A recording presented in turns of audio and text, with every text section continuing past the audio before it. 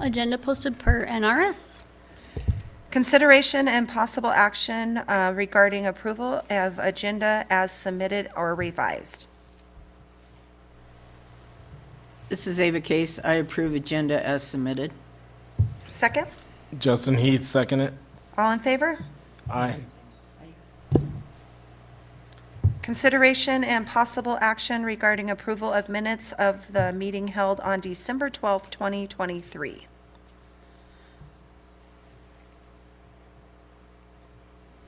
This is Ava Case. For the record, I approve the minutes for approval for December 12th, 2023. Second it. All in favor? Aye. Aye. Okay, new business, consideration and possible action regarding election of officers of the Parks and Recreation Commission.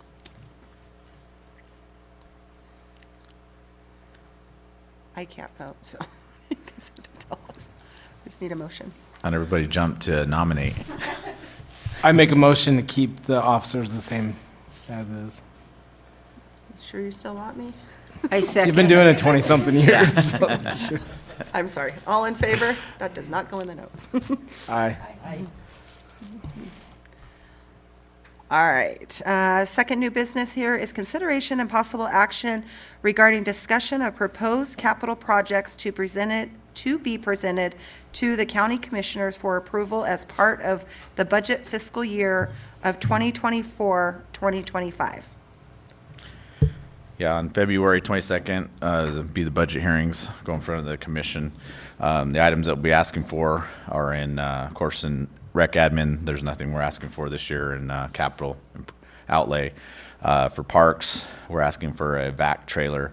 This would be a piece of equipment for sucking up leaves and other debris, which can be used not only in all the parks, but also on all the 3C event complex and cemetery and anywhere in the county, and also all the county admin buildings. We need a replacement mower, 72-inch deck, and we're looking to put a floating dock instead of the permanent dock that's out at Liberty Pond, as that pond or that dock is no longer usable. It's actually closed off for right now. So other items for recreation, we do a lot of timed events, and so the system we have is probably about 15 years old. So we're looking to upgrade the system, and so that's item there for recreation. For the 3C event complex, we're asking for more preferred panel, about $20,000 worth. This will help complete all the stock pins and also have extra panels for setups for different events. They're all mobile panels. They're the same panels that we have for all the arenas, so we're just trying to finish up. The 3C event arena, we're looking to finish doing the carpet. I don't know if any of you attended the events that happened recently, the last 2 weekends where we had the wrestling tournament. We use an indoor-outdoor carpet that we lay down over the arena floor after we compress it. Seems to be working really well, and so we're just short in the corners, and so this will allow us to be able to cover the entire floor. As far as the aquatic center, we have an ADA lift, which we're required to have per NRS, and also to run an aquatic center.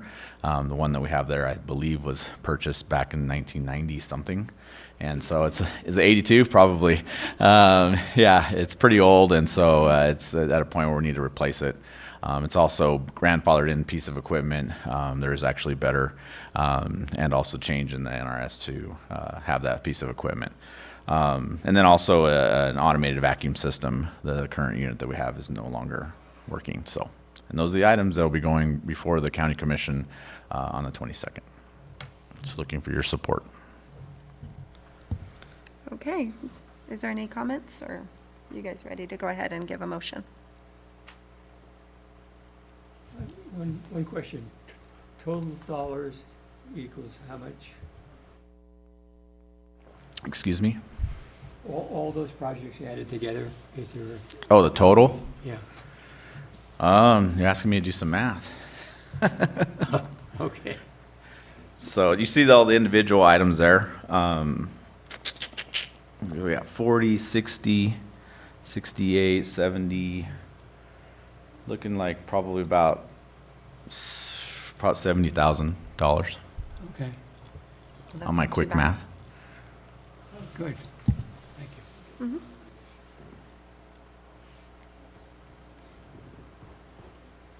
Okay, is there a motion?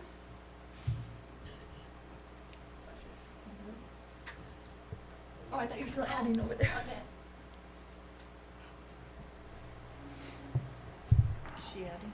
I don't know. I think so, yes.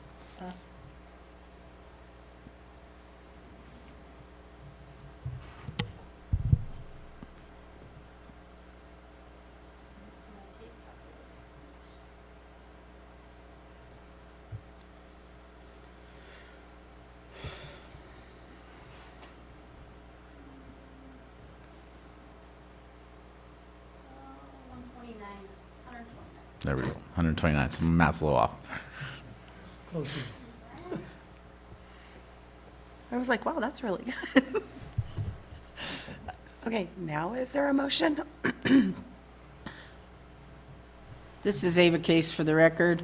I approve as part of the budget fiscal year 24-25 to be presented to county commissioners, capital project improvements. Is there a second? Wait, I think Amber was in first, if you got that. Okay, all in favor? Aye. All right, thank you. All right, going down to committee and departmental reports, the director's report. So as far as events, I already brought up the wrestling tournament. We had the youth wrestling tournament. I think we had about 800 wrestlers attend that. I don't know if you're familiar with the county recently entered into an agreement with Placer AI, which is analytics company that's able to gather cell phone data. And so that event, which was only a couple weeks ago, 3 days later, I was able to get the information for that. On that weekend, we had over 5,000 people visit the park with 6,600 exposures, or 6,600 exposures. So it just goes to show how many people came to the park. One of the things that I thought was really interesting is going around town, you saw a lot of the eateries were just full. Like an example is Pizza Barn, you couldn't get in there. So it does show that the economic impact that the building is, having on the community. So we're hoping to, or at least at our next meeting, to have a little bit more in-depth, reports of some of the events that have been going on. We just hosted a duel for the high school, which was this last weekend for 2 days, and haven't had a chance to check the data on that. But it was very significant as well too. So Do they track, like, I know we got on the apps to follow the wrestlers and that, and they pull data to show that people are using the apps and that?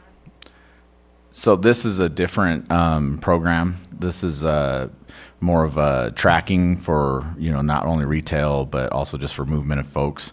And so what happens is that anybody that comes to the facility is there for 7 minutes. They get tracked through their cell phone data. It's pretty intense how much information you can gather. It also gave us a breakdown of demographics, also of where they came from, as far as how many people came from out of town. I think it was something like close to 3,000 people came into town from outside, 50 miles outside the area. But excuse me? Does it go by like the item, so it doesn't double up? No. So each individual. Yeah, it person- goes off app. So whenever you sit there and you log into an app and it says, do you want to track your information or so, and you say yes, that's how it's collecting. Yeah.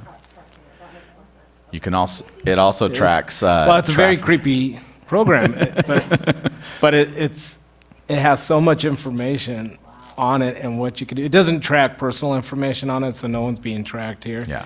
But, when we saw it for the Cantaloupe Festival, you could even tell what road people were taking. And most of them were coming down McLean down to Sheckler, so we could use that for NDOT data saying, hey, McLean's a state route. We need a stoplight there or something like that. So there's a lot of information that you can get out of this thing to use, not just tracking events, but you could use it for a lot of data. Yeah, we're going to be able to use it for traffic studies. How it also tracks vehicles is through the GPS on your vehicle. So if you have an older vehicle, maybe you're not being tracked as much, but if you have a vehicle that has GPS on it, then just know you're being tracked. So is this a cost for us or what's? Yeah, it was a the- membership that the county entered into. Oh, okay. And so we're able to gather, there's all kinds of information. We're just barely doing the onboarding right now. And so, Oh, of course, okay. right away, I'm trying to figure out how many people are coming to the fairgrounds. And on a larger scale, over the last 12 months, taking Oster Regional Park, the 3C Event Complex, the Aquatic Center, we had over 270,000 people visit the park in the last 12 months. So it's pretty significant, the amount of information that we're able to get. It's also able to show where everybody's coming from, how they came to the park, where they went from the park. Like an example is a lot of folks tend to go and eat after they leave the park. And so it's just interesting, all the different data that you can get. I can put a geofence around the swimming pool and just get the information for the aquatic center. I think we had like 50,000 exposures to the swimming pool over a year. What was kind of interesting to me is that one of the destinations that our folks are going to after they leave the swimming pool is they're going to health facilities. So like the hospital, clinics, those type of things. So it just goes to show that we have a large number of seniors that are using our aquatic center, which is allowing them to be mobile, so that way they can still live their lives. And so to me, that's worth its weight in gold. So for the aquatic center. So we're doing all the onboarding just recently, these last 2 weeks, and so I'm just barely learning how to use the program. It's a little bit user friendly, so I'm a little bit of a techie guy, so I know how to get on there and get some of the information. But we're learning how to be able to put together reports where we'll be able to show, I guess for me, and not that I wanted to be self-serving, but I want to know how we're impacting the community. I mean, I know that I'm going out there and I'm hearing business owners tell us that we know when you have an event, like a 3-day weekend event, because we're busy. We're seeing it in our numbers. Well, now we can do it by looking at this data and then have a report that's going to hopefully put a number to it. If you recall, we are actually able to put together a calculator, economic impact calculator, which we use very modest numbers. And if we take their numbers of just the visits and apply that to that calculator, we're way under what we thought. And we thought we probably impacted the community about $9 million this last year. It probably was closer to like 12. So that's going to allow us to dial those numbers in, and it's going to allow us to really quantify what our facilities are doing. So other events that are coming up, we also had the daddy-daughter dance that we hosted, and it went really well. We also have the caucus coming up. We have the bull sale, and then the MBU dinner will be coming up as well too. As far as moving on to department reports, I just wanted to let you know that Cottage Schools, we're still working on the third pod. It's coming along very well. I'm hoping that will be done by the summer, so we'll be able to use it for the Some Fun program as our numbers just continue to grow. As you remember, you approved residential construction tax dollars for a shade cover, and so we're working with Rotary. Rotary has pledged $5,000 towards that project. So they're going to come before the commission, and they're going to give that money, and hopefully the commissioners will accept it. And then what we want to do is do like maybe not a ribbon cutting as much as like a photo op. But at the same time, we also need to put some tables together, so they want to do a work day. So I'll be inviting the board, the Park and Rec board, to come out as well.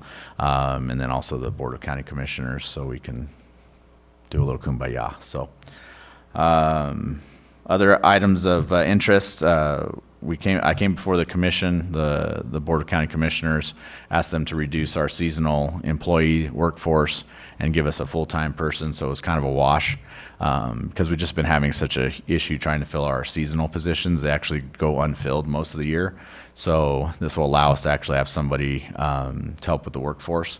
It also gives us an opportunity to have somebody that we're not having to train every year. Back in the day, we used to get those seasonals that would come and they would work, it was kind of like their side gig that they would do. Well, that's just not happening anymore. So we're able to do that. We're getting ready for all the spring sports, so we're getting the fields all fixed up. That's going to be happening here probably in the next couple weeks. So I wanted to give an update on Sniplama. They finally decided to start doing all the reviews of all the projects. Chris Spross is our representative, and so he'll be reviewing all the other proposals. Of course, he won't be reviewing ours. He'll do a small presentation on our projects. I think he gets a minute per project, so he'll probably just be telling this is how much we want. So that's where we're at. So hopefully here in the next couple months, we'll hopefully hear if we got funded on those. And that's all I have. Yeah. Good? Yep. Good. All right. We're going to go on to consider future agenda items. Anything? No? Okay, and then, right now, we have down for our next Parks and Rec Commission meeting, it would be March 5th, 2024, same place, 7 o'clock. Sound good, everybody? Okay, any public comments? And we are adjourned 7:16, please. Thank you, everybody, for coming out.